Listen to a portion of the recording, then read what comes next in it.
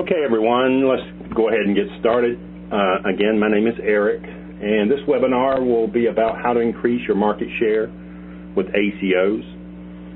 If you are having trouble with the audio, then you're not hearing this. But if you see 512-879-2158 to listen to the webinar, if you're having any trouble at all, call into the TAG office and one of our associates will help you get logged in so you can participate. The TAG number is 1-866-232-6477.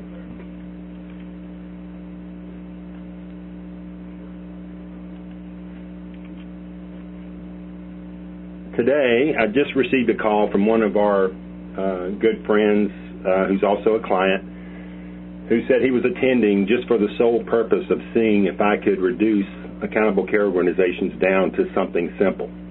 Because in home care circles, I'm known for simplifying things and breaking it down in components. I can't make that promise today. We're having to learn it as CMS put it out there. So there are some still open-ended questions, and we'll go over those. There are some really stringent requirements with the latest updated guidelines, and we have the latest updates on the webinar today. All I can tell you is if you have any questions about ACOs, the program and its inception, go to www.cms.gov and look up the final guidelines for ACO, and really not to take any third party's advice on how to put an accountable care organization together and go out into your community with facts taken anywhere except from the CMS site. I will promise you that all the information that's on today's webinar, that's where it came from. So we'll get started. My name is Eric Crump. I'm one of the home care sales coaches here at TAG Home Care Marketing. My background is that I'm an engineer. So I love to break things down into components and understand each component and build it back up into a process. Also, I'm a nurse. I was a home health nurse for a good many years, moved into marketing, and now I work for a pretty cool marketing company, TAG Home Care Marketing. TAG Home Care Marketing is the nation's only full-service marketing firm that just deals with home care services. Some of you already know us. Those of you on the webinar today who may not be familiar with TAG, we are in Franklin, Tennessee, just south of Nashville. We've been in business for almost 14 years now. I've been with the company for 2.5. It's a marvelous company. I'm backed by some of the most creative people in the business, everything from designers to editors to master printers. The TAG team is what we call ourselves, and we rely on each other's talents to make things happen for home care industry in general. I invite you to come to Franklin, Tennessee and attend one of our boot camps. You'll learn a lot of great stuff about marketing home care and all 3 service lines of home care that we concentrate on: non-medical, private duty services, skilled services like nursing and therapy, and hospice services. So if you're in the area, don't have time for a full boot camp, just come by for a tour. We'd love to meet you and talk to you about your individual challenges of your agencies. Today's webinar is Accountable Care Organizations webinar. It's an attempt by CMS and Medicare to reduce the cost of preventable conditions. Some of those major preventable conditions include hospital readmissions of certain diagnoses. There's other preventative care measures that can be formed to satisfy ACO standards. A lot of managed care companies, that's their whole model. So this is CMS and Medicare's attempt to get post-acute care providers on the same mindset of cost reduction and getting people that are discharged from hospitals away from the acute setting and into the post-acute managed care setting where home health and other healthcare providers can manage their episodes. So accountable care organizations is an agreement for the quality, cost, and overall care under Medicare beneficiaries. In other words, this program is for direct Medicare enrollees, not managed programs, PPO, HMO, but those who are direct Medicare recipients, and they have to be enrolled in the traditional fee-for-service program. Under these proposed guidelines, just released in April, Medicare would continue to pay ACO providers who have at least 5,000 patients on a fee-for-service basis. That doesn't mean that you have to have 5,000 patients on service. It means that you have to have the ability to bring 5,000 direct fee-for-service patients in. In other words, the potential has to be there. Of course, you're not going to start your ACO program with a census of 5,000, and Medicare understands that. But if the ACOs spend less money than projected by the Centers for Medicare and Medicaid Services, then the ACO would qualify to share in this savings. And we'll go into that in detail, but this is an attempt to reward people who can save Medicare money and have the correct documentation to support it. The reasons why you guys are on this webinar and why we're hosting this webinar is there's a lot of benefits to ACO programs.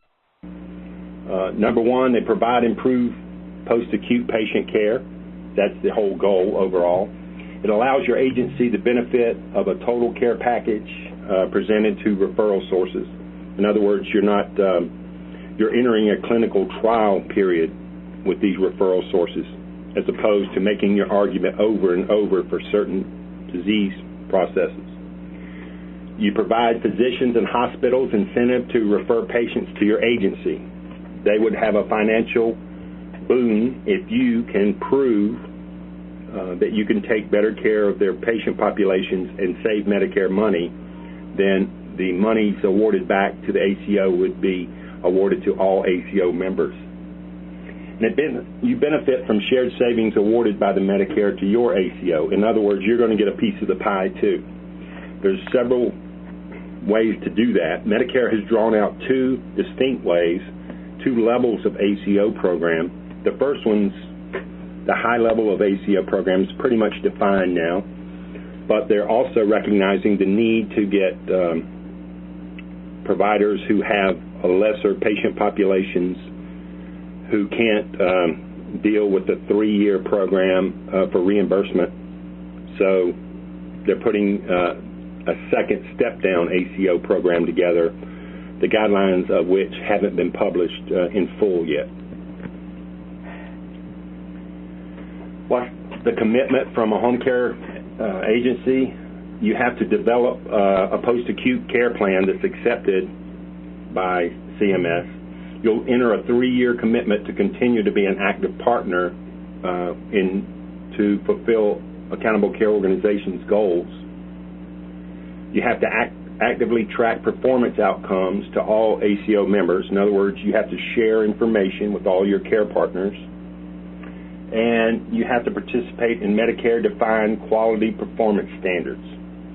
That is, under the Medicare guidelines, your care plan has to fit in there somehow, and you have to track it and report it back somewhat like outcome-based quality initiative reporting. So, what are quality performance standards that you'll be required to do? In home health, your participation will include measures such as your clinical process and outcomes of care. In other words, when you introduce your program, it's not just that you've singled out a patient population and you've provided a substantial care plan. You have to also publish expected outcomes and measure expected outcomes versus actual outcomes. You also have to quantify the patient experience. In other words, you're going to have patient surveys that go out regarding your ACO program.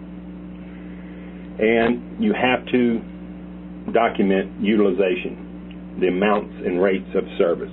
And they've defined that further, and we'll go into that in just a bit. But you have to show your cost versus the cost in the clinical trial study of a certain population. When we get into what can become an ACO for you in home care, you'll see that there's already been a 3-year study on certain diagnosis and the cost. When will it happen? Medicare's current plan is to still start the program January 1st, 2012. Agreements will begin for performance periods to be at least 3 years on or after that date. Medicare and CMS has already tracked a 3-year period for cardiopulmonary patients leaving acute settings, the hospitals.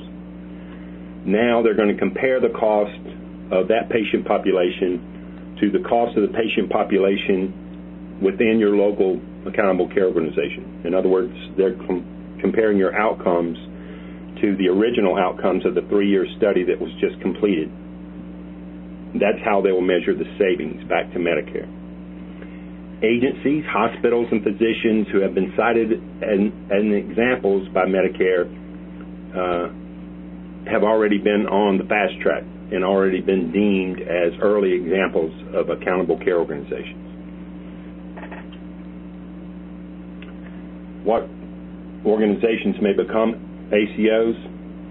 The statute specifies the following: physicians and other professionals in group practices. So when they printed and published the second guidelines in April, they expressly said that this would be the main character of all ACO programs. The personal care physicians, the family doctors out in the communities. These will be the leaders of ACOs. There's still a debate raging about bringing in specialty physicians. However, Medicare has considered it, and to this point, it's just going to be personal care physicians. Physicians and other professionals in networks of practices. This is to join in medical practices that have the patient population necessary to be deemed ACOs. In other words, some general practitioners or family physicians don't have the required 5,000 patient population of direct Medicare payers, so they're going to have to enter the ACO agreement through either a medical group or bringing on 2 or 3 doctors as a group signified by your ACO charter. Partnerships or joint venture arrangements between hospitals and physicians and professionals. So this is what that means. You can bring together different modalities of care, different healthcare professionals, and group them together as long as you meet the satisfactions of the 5,000 patient population. Hospital groups employing physicians and professionals, they may be 2/3 of an ACO already. If they have a medical group as part of their hospital system that consists of general practitioners that have the required number of patients. And then there's the big loophole, as there always is. Other forms that the Secretary of Health and Human Services, Secretary Sebelius, says that this is a go, then it's a go, right? If you're deemed an ACO, even if you didn't quite meet certain criteria, remember, these are published as guidelines and not hard, fast rules. Examples of components provided by other ACO team members. So what I'm going to do is try to explain to you what your partners will bring to the table, and then we'll go into what you can bring to the table. And I always use the example of if we were playing a game and we needed different pieces, like Trivial Pursuit, you would bring your piece of the pie, and the physicians group would bring their piece of the pie, and the hospital group would bring their piece of the pie, and together, once all three pieces were confirmed to be worthy of ACO, you would submit it. But all three pieces have to be done, and all three pieces have to be presented as a full program. So to start, you have to have a legal structure to receive and distribute shared savings. In other words, this has to be a binding contract between healthcare providers. Otherwise, there can't be any disputes once the money is distributed in the end. Have a sufficient number of primary care professionals for a number of assigned beneficiaries. And when CMS is talking about beneficiaries, you can just substitute patients. For the most part, that's who they are. So you're going to have an agreement with a group of physicians or a physician who has a 5,000 minimum number of valid Medicare direct payer numbers. And that might be a struggle. CMS in the open question forum recognized that might be a struggle, but they're sticking to their guns as of today because they want to have the largest effect in local markets that they can. So this is the number that they're sticking to. You have to agree to participate in the program for not less than a 3-year period. So this will be a binding contract between healthcare providers that would last a 3-year period. And at the end of the 3-year period, an assessment would be made. You have to have sufficient information regarding participating ACO healthcare professionals as the Secretary determines necessary to support patient assignment and for the determination of payments for shared savings. So that means that everybody has to validate their contribution into the overall care plan of these patients. You can't be a member in name only. That's what that's saying to you. You have to have a leadership and management structure that includes clinical and administrative systems. In the new guidelines that they published, you also have to have a representation of in your governing board of patients, a patient population in this leadership and management structure. So an actual representative from the patients has to be part of this as well. You have defined processes to promote evidence-based medicine, report necessary data to evaluate quality and cost measures. So you're going to have two separate line items going on. That is quality evaluation and cost measurement.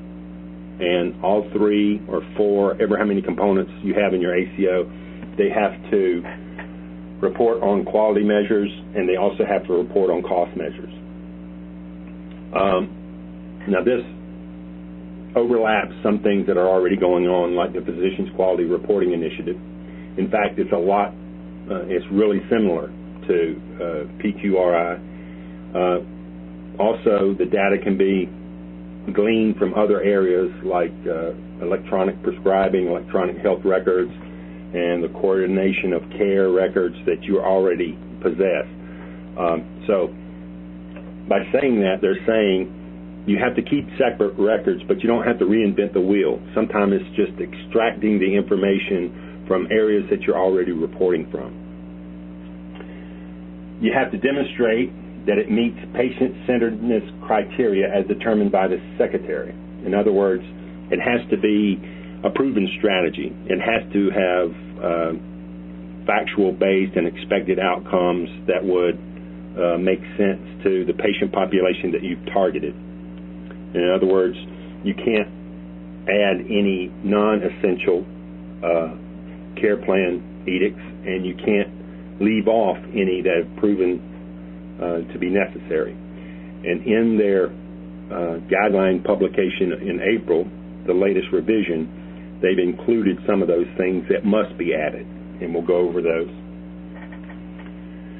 So here are the new clarification of regs. Eligibility. Several home care entities are mentioned as possible care partners eligible for participation. However, they're all mentioned as being under the supervision and leadership of primary care physicians, like we talked about. So it's best, it's kind of like the chicken and the egg scenario, right? You've got to put together your components and then reach out to physicians who are looking for a healthcare, home care provider that would meet their needs to have some actual impact on their patient populations. However, you've got to reach out to these general practitioners. As of today, there's no restriction on how much you help them put their programs together and what role you play in the development of the program. However, once the program is completed, it's pretty obvious that CMS is looking for the primary care physicians to be the leaders of the ACOs. Assignment, beneficiaries, and remember, when you see beneficiaries, you can replace that with patients, will be assigned to an ACO if they receive specific primary care services from a primary care doctor within an ACO based on allowed charges. Now, this is a gray area, but CMS is saying, no, it's not. The patient choice edict would conflict with this assignment edict in that the patient could opt out of the ACO program. So that's CMS's stance. They're assigned to, if their primary care physician is in charge of this patient and they're in the ACO, the patient automatically goes in the ACO unless the patient themselves opt out. Patient engagement. ACOs must document and describe how they will promote patient engagement and care coordination and update periodically with an emphasis on shared decision. In other words, any changes you make to your care plan must include feedback and information from the actual patient and all your other ACO partners. Otherwise, you can't change the care plan. Patient-centeredness. CMS is proposing a robust definition of patient-centeredness. You have to have patient surveys on the population that you've deemed in your ACO program and high contact plan of care for high-risk patients. In other words, you have your normal plan of care, and then you have an adjunct high-risk plan of care. And both of these have to have the patient's well-being in mind.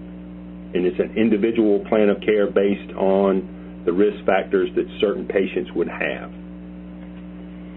Also, suggestions for patient access to patient records and interdisciplinary patient information reviews.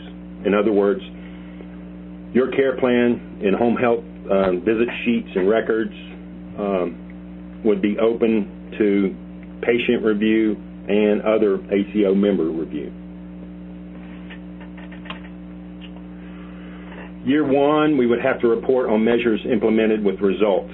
In other words, we have to show what we did and what our outcomes were.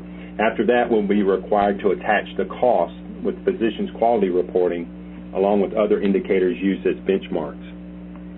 In other words, year one, we're doing the program as we originally set out, and then year two, we have to go back and attach in reporting back to other ACO members and to CMS the actual cost of care. And that's not just us, that's the hospitals, the physicians' offices as well. So we could be here all day. I try to pull out the ones that would mean the most to home care companies, but there's a host of other defined factors in the new published guidelines, such as transparency, patient protections, cost benchmarks, private company or agency participation, cost shifting safeguards. That's where we're hiding costs, not reporting them, and even a description of a step-down version, like I said before, of an ACO participation plan that is yet to be clearly defined. In other words, once we start our ACOs, if we do have an underserved patient population that we can't garner enough critical partnership to take care of, we can make a separate version of the ACOs, and that would be more like a transition care plan. That's also an initiative that CMS has started. So the following elements appear to be set and can be counted on, okay? Now, CMS and Medicare are notorious for printing guidelines, because if you're only printing guidelines instead of rules, then you can change them whenever you want to. So I wish every employer I ever worked with had guidelines instead of rules. However, we got to work with the rules or guidelines we're given, and these seem to be set in stone. Patient experience of care surveys. You got to have the patient care survey separate from a post-discharge patient survey that you normally would do for a general home health patient episode, right? These are separate care surveys that would incorporate not only your piece of the pie, the care that occurred as a home health patient, but also would be reported about their experience with their general care physician and their hospital stay. Again, you have to have patients as part of your ACO governing board. This is pretty new, but they want the patient to have input and knowledge of what's going on with certain patient populations. They want a breakdown of specific healthcare needs of your service territory. In other words, if you have an anomaly in your service area of a certain diagnosis where there is a great need, they want you to recognize that and incorporate that into your ACO program. In other words, you have 40,000 identified post-acute discharge CHF patients, and you have 200 identified post-diabetic non-compliant discharge. You can't pick diabetes without going the CHF route first.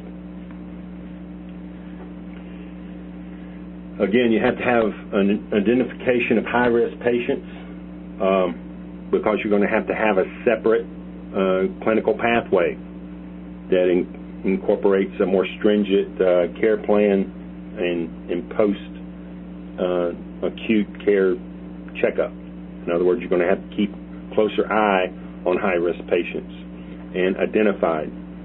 It's going to benefit you to separate these into high-risk and normal population patients, because there can be some room for accountability in payment for high-risk patients versus a normal diagnosed patient population. In other words, if your readmission rates are 20% with high risk but are only 8% with normal populations, then it could be accepted. Coordination of care triggers that would inform and set up in motion care measures from different care partners based on patients' conditions. In other words, you can't keep information that may affect other ACO members and their patients away from the other care partners. If there's a critical change in a patient's condition, you immediately have to notify all ACO members of it. You can't try to fix it on your own. You have to get their input as to what to do next. And of course, like I said before, the personal care physician is the end-all chief of the ACO in most, or if not all, situations. You have to have a process for communicating clinical knowledge to ACO team members, and of course this would have to be HIPAA compliant. So you have to have some type of electronic transfer, record keeping, stipulations, and access routes for all ACO members. You have to identify who can look at what and have that as a written process. You have to have written patient access and communication procedures for access and reporting, which goes into more detail about how information is shared between the members for the patient to be able to have access to it, and all your other team members have access to it. In this part is talking about there has to be a central location for all information to be stored. In other words, you can't just give accessibility to charts and say that you shared information. You have to send the information to a shared portal, if you would, that everyone can look at. And finally, the new clarification of process of clinical and physician service performances across all care partners. So, in a nutshell, this is your outcome-based quality initiatives for your ACO program. In other words, you can't just sit on the original care plan as it's put out there. If you notice that you have a disproportionate amount of non-compliant patients or readmissions of certain types of patients, you have to assess that and have a process of change to, first of all, recognize the problem, and then set up action steps, and then review steps, and then monitor that in a timely basis. And for that number 8, that sounds like a big deal, and it is, because if you would come to the next webinar on the 24th, where we talk about outcome-based marketing, I go into that a little bit, but CMS and Medicare is requiring us to change our procedures and evolve our procedures as we see patient need. And it's a 9-step process of OBQI procedure, and a little complicated. I'm not going into it today, but we're going to touch on it on the 24th. I invite you to attend next Tuesday's webinar. So, there you go. I hope Ron was satisfied that I kind of made that simple. I feel a lot better. Now I want you to know what an ACO needs from you, right? What encompasses home care's piece of the trivial pursuit pie, if you would. Many of our clients are already being approached by local hospitals in an effort to try and see what their agency's up to and who best to team up with, right? Because they already know their reporting numbers, and if you go to Medicare.gov, you can look at their reporting numbers as well. So they already know where they're bleeding the money. They need to find the home health company with the best mousetrap, if you would, the best care plan, the one that makes the most sense to their patient population, right? And remember, they have to select the right home care agency because this is a 3-year deal. There's no backing out once it's deemed an ACO. Now, I work with hundreds of home care agencies, TAG does, and we've helped some with their presentations. I want to warn you of a couple of things. First of all, don't put out your collateral to hospital groups in an effort just to be the end-all, be-all, because we see that the hospital groups are taking information, good ideas from other home care companies. In other words, they'll take your meeting and they'll look at your presentation and they'll just glean the good ideas because they already have a preferred provider in mind, or they're going to develop it for their in-house home care agency, right? So I'm reversing some strategy points for you today, and I want you to not approach the hospitals, especially the ones that have their own home health, unless you are a home health-based hospital agency, then we can help you. However, the independent agencies, the first partner you need to partner up with is the physicians. They're going to be the key anyway. They're the ones that have to have the patient access. They're the ones that have to sign off on everybody's care components. So don't give away the elements of your mousetrap until you've got enough of the general practitioners on board that would satisfy that 5,000 minimum patient requirement. Otherwise, you'll never be an ACO to begin with. All you're doing is brainstorming for your competition.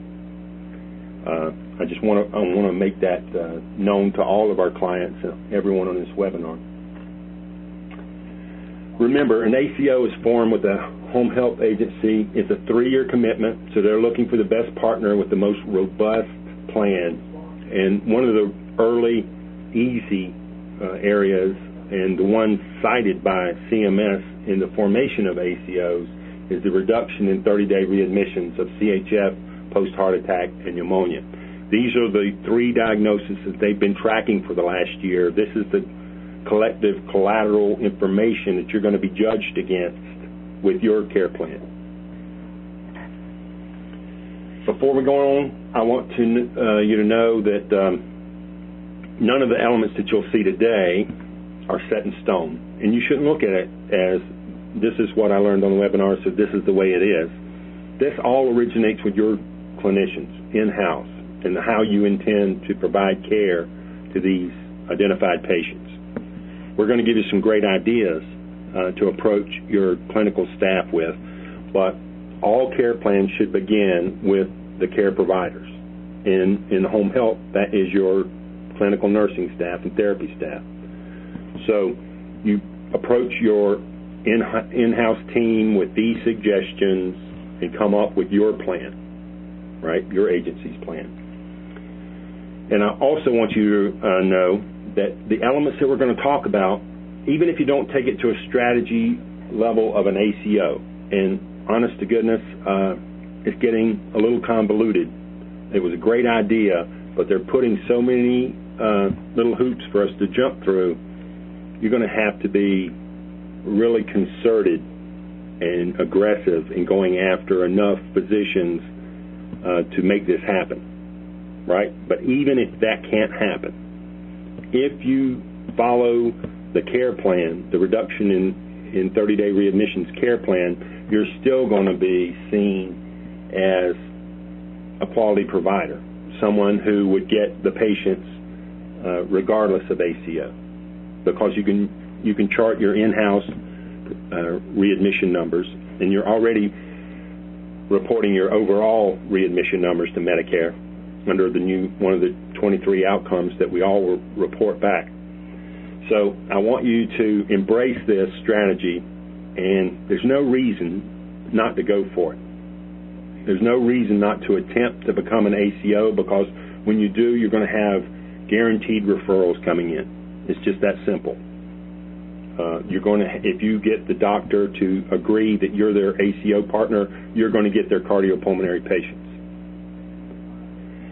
However, you would have a really great care plan to market. Your backup is that you have a unique prevention and readmission care plan to market, and you could qualify as a care transition program, which is a different model other than ACOs that you alone can control, and your reimbursement would be increased on certain patient populations if you have a patient-centered care program that proved to Medicare that you were saving them money. In other words, care transitions programs, you wouldn't be dependent so much on the hospital and the physicians, personal care physicians. You could do actually the care transition program on your own. And if you ever want any more information about anything that we're talking about, I'm going to put up my information again at the end, and you can schedule a coaching call, and we'll iron out all the details. Now, what I want to tell you about as far as TAG home care marketing is concerned is we have done-for-you specialty programs. We have some great specialty programs that we can brand for your agency. I just need your clinicians' blessings. I'll send out the care programs, and they can tweak it, make it look like anything they want to. We'll turn it into something that will knock your referral source's socks off. We're very proud of them. They're written by clinicians and therapists and physicians. They're really great. In fact, and outcome-based programs. We have 7 right now that can be easily branded to your agency: fall prevention, CHF, COPD, diabetes, orthopedic, stroke, and diabetic foot ulcer. We also have all the components in-house to create any specialty program that you go out and interview your referral sources and find the need for. I want you to remember some facts. The hospitals are already losing money with readmissions. And from this point on, we're going to concentrate on the number one first listed diagnosis of all discharged patient populations that Medicare is losing money on, and that's congestive heart failure. So most CHF patients returning to hospital are unprofitable before the proposed reimbursement penalty that will occur October 1st of next year. In other words, the first episode's 5.4 days. They didn't make any money on that. The next episode is 6.8 days of POS, and they're not losing even more money on that. The third episode is over 9 days POS on average. So the prevention and readmission of CHF in particular is very high on the priorities of all hospitals because these patients are profitable to begin with. It's due to lengths of stay. POS is length of stay, LOS. The hospitals are being forced to divert resources from higher margin patients to care for this group. In other words, unfortunately, they're in the same pot that home health agencies are in that they can't pick the patients. The patients come to them, and the high instance of readmission takes away their resources from other more profitable patients. So they're losing money in several ways with these readmissions. So it's home health's job to take care of these patients. And not only that, hospitals went to Washington about a year and a half ago and painted such a great picture on how it's not their fault that these readmissions occur. In fact, they do great care in the hospital. They discharge them in a stable condition, and it is the post-acute care that is the problem. So home health agencies have historically passed along care costs back to the hospitals by not keeping the patients in the home for reasonable periods. That was their message, and they proved it. We'll address some of the proactive steps your agency can do to avoid this. In other words, make no mistake about it, as a home care agency, you're either going to be on the good boy list or the bad boy list, right? Either you're reducing their current percentage of readmitted patients or you're adding to them. And why did we pick CHF? Because CHF picked us, right? It's not rocket science. The direct and indirect cost of CHF in the United States, this was in 2009, it's approaching $30 billion now, actual cost.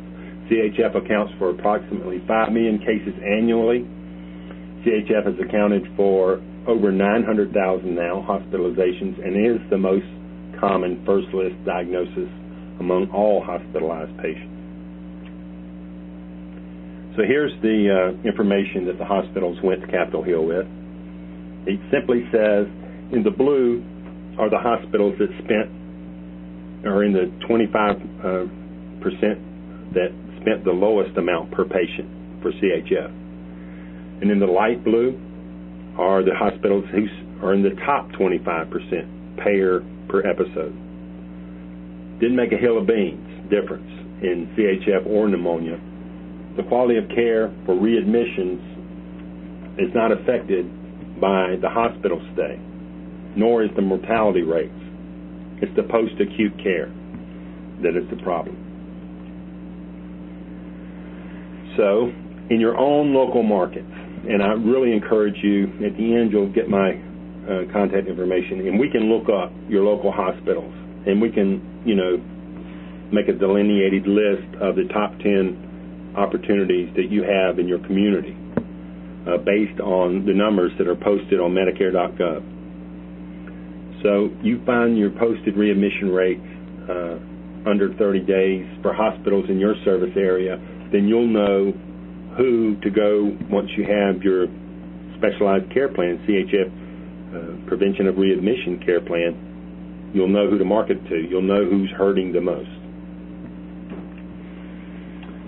And again, this goes with any specialty program, but you start with your own clinical staff first, right? They have to be involved in the beginning. Now, I said it at the beginning of the webinar, I'm a nurse. It would take a board and several doctors to convince me to change my ways about certain things, right? It's better for this idea and this care plan to originate with your clinicians. They're going to be the ones who actually do the hands-on work and the tracking and the patient education, all the things that are done in the home. Now, although this is a marketing piece, you have to start all clinical care programs with your own in-house clinical staff. You have to set the elements of the program in place. In other words, there has to be sound-based evidence on why you're doing certain things that are incorporated in your prevention of readmission program for CHF. You have to publish all support collateral because words are forgotten and ideas are stolen. You have to make tangible your intent to deliver certain aspects of your care plan and make it a marketing piece where you can show the hospital what your specialized patient education script looks like, or what your specialized comfort call telephone script looks like, or who you're using for telemonitoring services. You have to make all that tangible in any presentation that you do of your intent to care for specific patient populations. And then you create disease-specific care specialists, quite similar to preventative care experts your PPO and HMO buddies have. In other words, you have to get really good at patient teaching to the point where the number one reason for readmission is noncompliance with medications and treatments, lack of information. We got to get really good at patient teaching this particular patient population. And the numbers are scary once you start looking at them with CHF, but the patient and their families have a right to know. So how to develop your elements of your program. You set up a development team in-house that is responsible for your 30-day hospital reduction plan. At the end, you'll get a free coaching call. I'd love to address your development team. I'd love to be part of your development team or one of our other home care coaches here at TAG.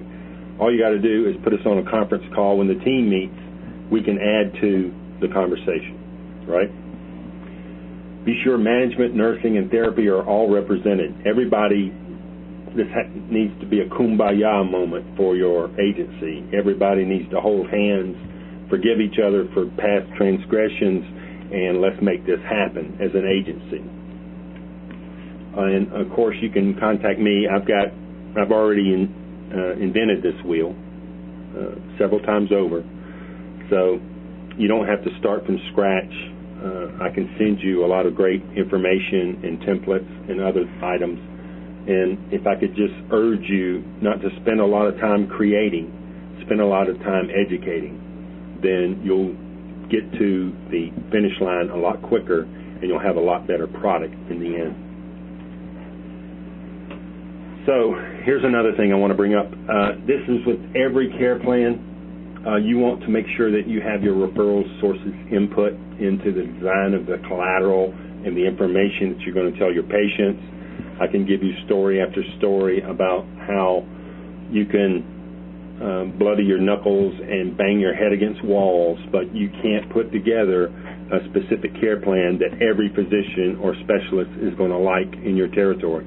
There's always one or two specific things that they want that wasn't in there, and therefore they'll reject the whole program. I've learned this personally in certain instances, but you get them started when you're just drafting up your program and start getting their input. The more co-ownership they have in your acute care plan, the more they'll want to refer their patients to you, and the more partnership they'll feel with the care that's being provided. So here's suggested elements for a 30-day rehospitalization strategy. Now, I'm going to describe these in a way that you can present it to a CFO, a discharge hospital physician, or a general practitioner out in the community. When you pitch your program, you have to, again, go with, we're concentrating on CHF readmission. We are putting certain elements of a progressive care plan in place, and we have these expected outcomes. So I'm going to go over it, this very first one, but I want you to realize every component can be presented in the same way. So we'll say, Dr. Brown. Dr. Brown, we recognize that certain CHF discharges come back into the hospital within the first 24 to 48 hours because they have no other expert under authority figure to call on about with questions and concerns other than the hospitalist or the hospital itself. So we want to cut the cord from the acute episode and start their managed care by making a call into the home within 2 hours and instructing the family members and the patient, if possible, that now their acute episode has ended, their managed care episode has begun. We, ABC Home Health, is in charge of their managed care episode. Our contact information is 1-888-whatever. If they have any questions, call us personally. You will have a nurse in your home within the next 24 hours. Hopefully you can make a standing appointment. Not only that, Dr. Brown, we're going to give them a discharge brochure that answers a lot of the frequently asked questions from newly discharged CHF patients about their medication, about the expectation of care, and about how the next 30 days will look and feel. And by doing this, Dr. Brown, we expect to reduce the number of CHF patients returning back into the hospital in the first 24 to 48 hours by 50%. So that is how you would introduce a disease-specific brochure written to give initial care and general information to the patients at point of discharge. In other words, you got to draw the complete picture of care when you're presenting your program and have the collateral to back it up, right? You should contain specific clinical contact information and instruction in this sheet. In other words, it's cut and dry. Here's who you call, here's their name, here's when to expect your nurse, and that's going to reduce that first patient population that you've identified that returned back to the hospital within 24 to 48 hours because they have no other medical authority to call on. So imagine that presentation presented with all these care elements. Number 2 would be a comprehensive patient teaching care plan provided to the patient and all family members by a clinician within 24 hours upon admission to services. That is, a patient script written on about a 9th grade level that goes into great detail about all their medications and treatments. It's kind of like a pack. We speak at their level, let them ask questions. In the end, we sign it, the patient signs it, and we, as the care provider, home care provider, leave our contact information. This is to stop the initial noncompliance of patients never took their Lasix or never opened their nebulizer box, nor did they know how to load it.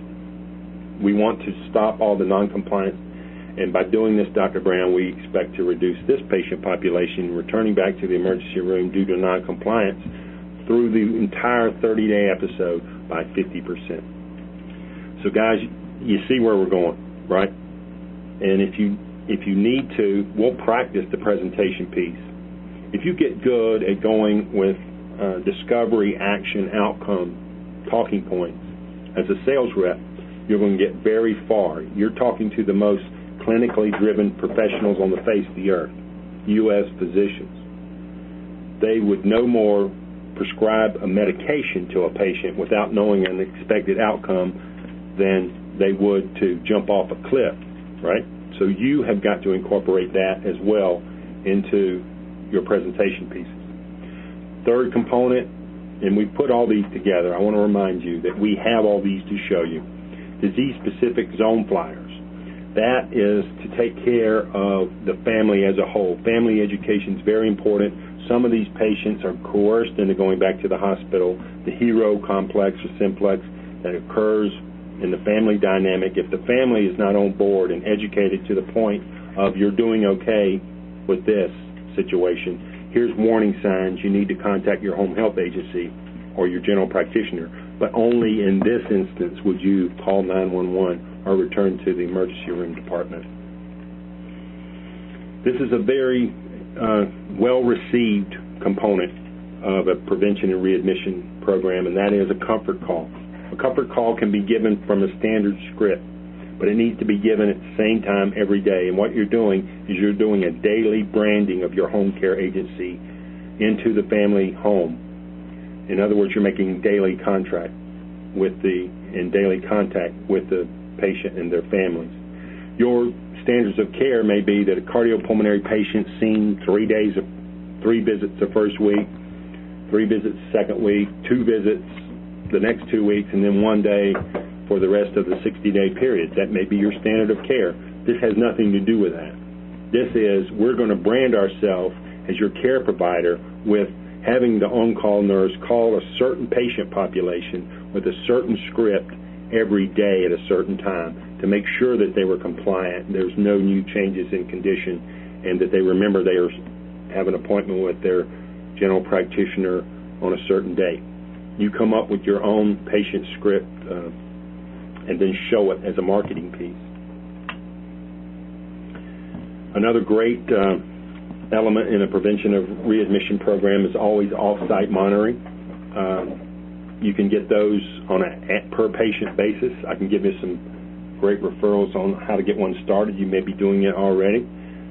Clinicians love it. Hospitals love it. General practitioners love it because it's kind of a safety net where the general care physician is getting a report about their patients on a daily basis about the basic vital signs and condition of their patients. If you can add a weight scale to it and we can prevent the 3 pounds or greater weight gain, it's even more attractive for CHF patients. Other elements we talked about, those were 5, and I'll contact me. I'll send you those 5 as we got them presented. And we presented this to several doctors and hospitals. It's been very well received. We have clients already that have had other components like a Zoe monitoring system. Zoe monitors are they're new, and physicians like gadgets that are new. It goes to the analogy I made about a better mousetrap, but it measures the amount of moisture inhaled versus expired air, and therefore calculates how much the patient's retaining. There are other elements you can put in there. We have occupational physical therapy assessments, medical social worker assessments. You can put in all the care components you want to. They just have to be patient-centered. So the opportunity for you guys is if you provide a value-added approach to marketing to local hospitals, that you'll get across the point that you understand their needs and priorities, and along the way differentiate yourself from your competitors. Some of you guys, I recognize, I'm looking at an attendee list on the webinar, some of you are in very competitive markets. Don't think for a minute that if you were to establish a well-thought-out prevention and readmission program that you wouldn't be thought of in a different light when you present it to the hospital. You're not dropping off Hershey Kisses in a coffee mug. You're talking about how to save them hundreds of thousands of dollars a year. So every day I hear from home care agencies and they complain about competitors who have preferred relationships with hospitals. Here's your perfect chance to break those relationships. Because, simply put, you can go and make these presentations and say, here are your readmission numbers. The current home health providers that you refer to have caused you to have to report these numbers. It is my agency's objective to cut these numbers in half, right? And give me the next 20 direct Medicare CHF patients. I'll enter them in a clinical trial independent of any other reporting structure. I will publish a white paper with results for you to look at once we're done. The hospitals and certain doctors' offices are losing money. These are the frequent flyers, people that show back up in their office and can't be billed by Medicare, would have a great incentive with a robust program presented to them to give you a clinical trial study to go through. And then if you follow your care plan, if it originated with your clinical staff and you're successful, you have every right to go back and say, now, regardless of all other relationships and all other providers, I've proven that I am the best home health care provider for this specific patient population. I want to be the preferred provider for all CHF patients.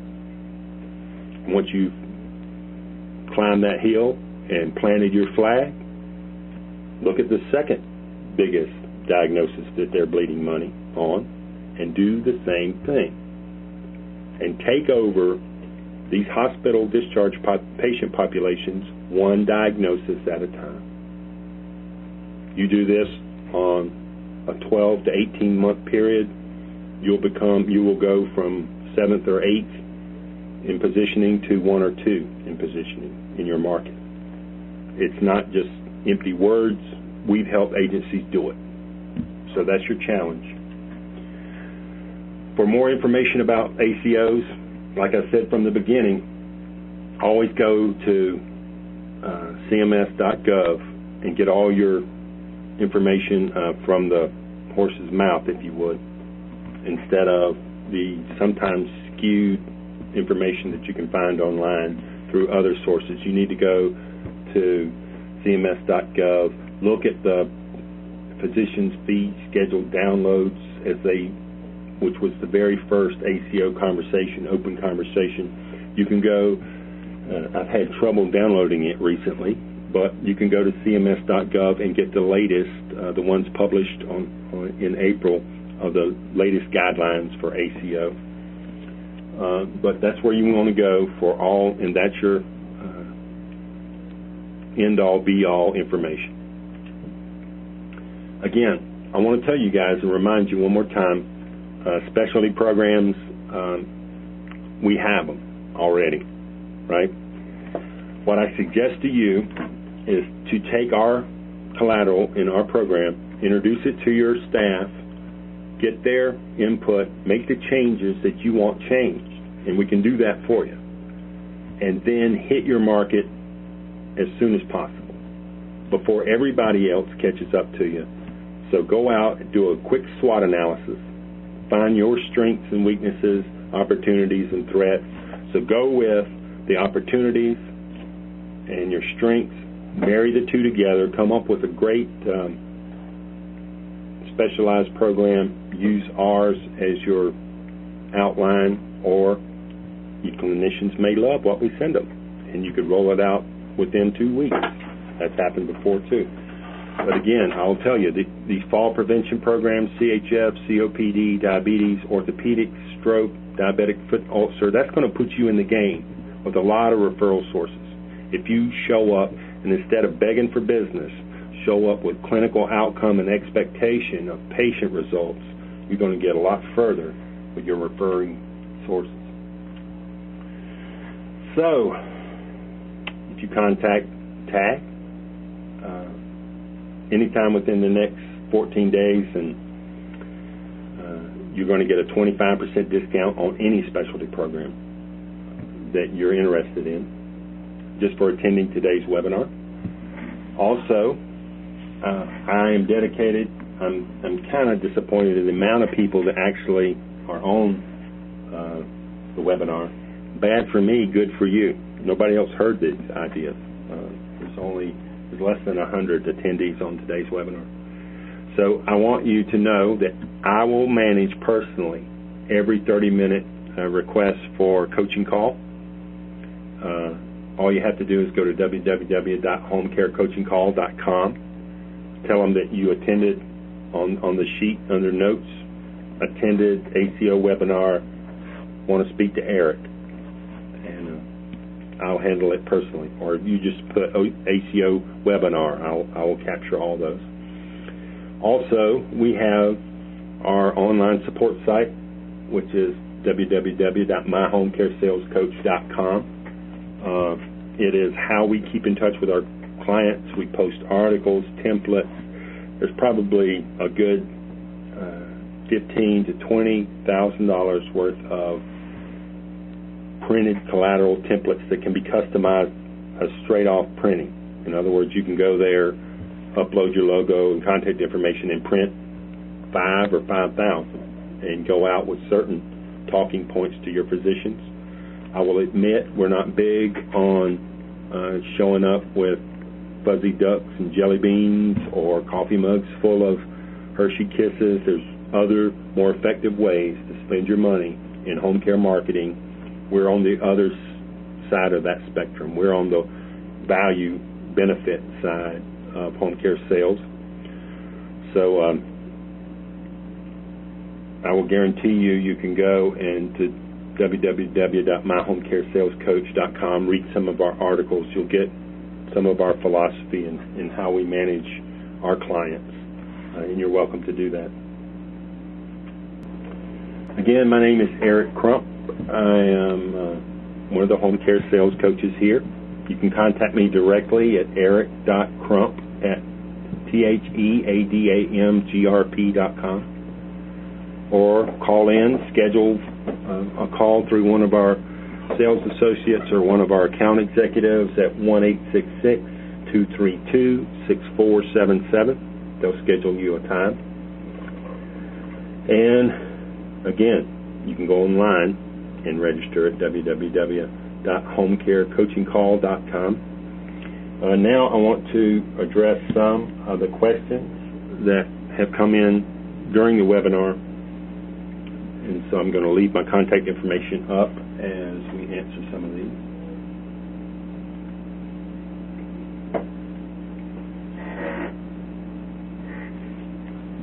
I have a question: can in-home care agencies become members in an ACO? If you can prove that you have clinical benefits, you can. However, I will be honest with you, I don't know if you're going to bring enough to the table where an ACO partnership would want to bring you on board. You may be an adjunct provider. In other words, you may be a secondary care provider that they make referrals to. So it's good to be a part of the development, but I doubt very seriously you're going to be a full member of an accountable care organization, only because of it has to be disease needs specific part. However, those transition of care programs, you could play a very big role in those programs. And so if you're a private duty agency, give me a call. We'll talk about those transition of care programs, which is separate from ACOs. It's kind of like a step-down version. But you would play a really big, important role in that.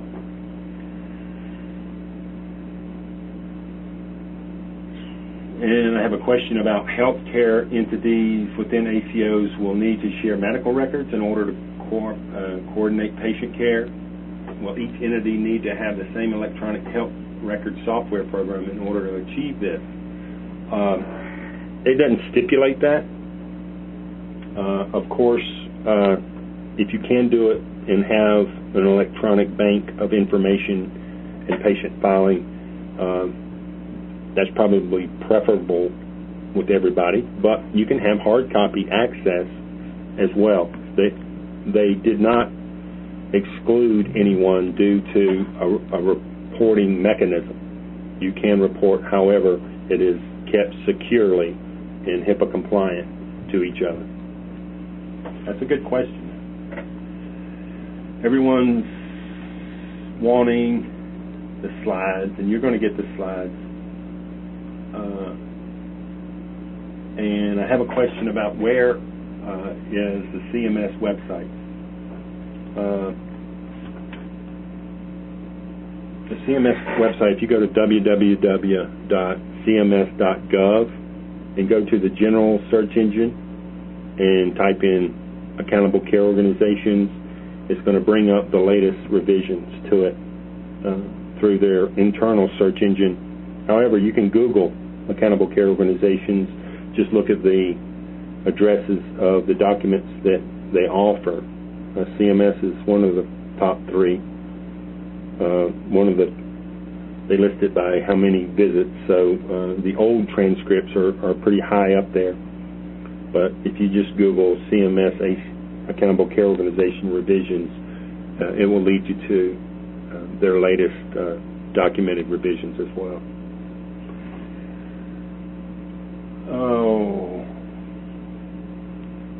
For the potential 5,000 patients, is that over a 3-year period? That's a good question.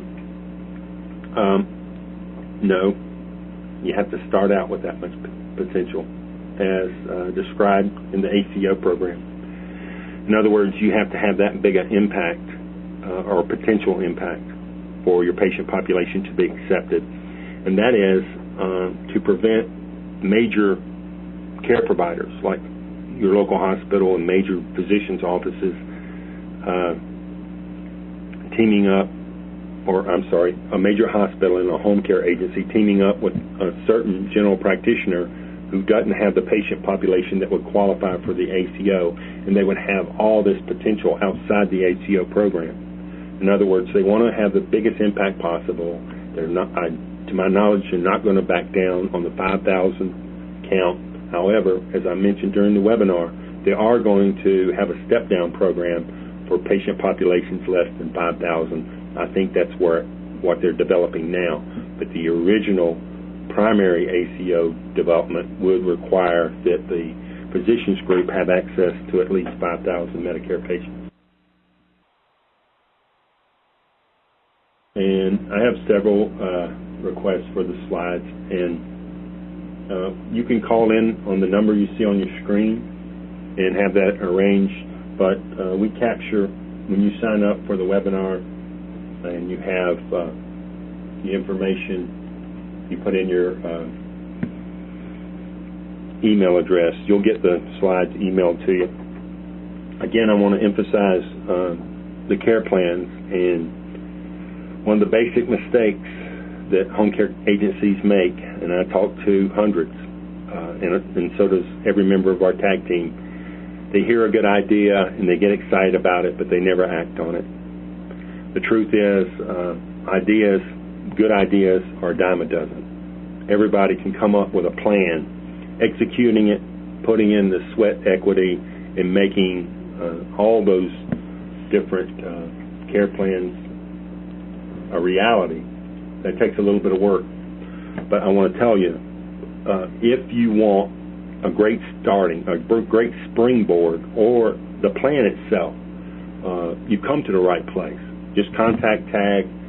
We can put these specialty programs for you together at probably a tenth of what it would cost you in time, money, and energy to begin at square one.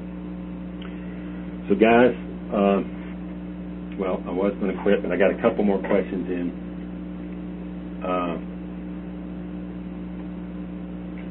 Shouldn't comprehensive cardiac CHF program have specialty cardiac nurses?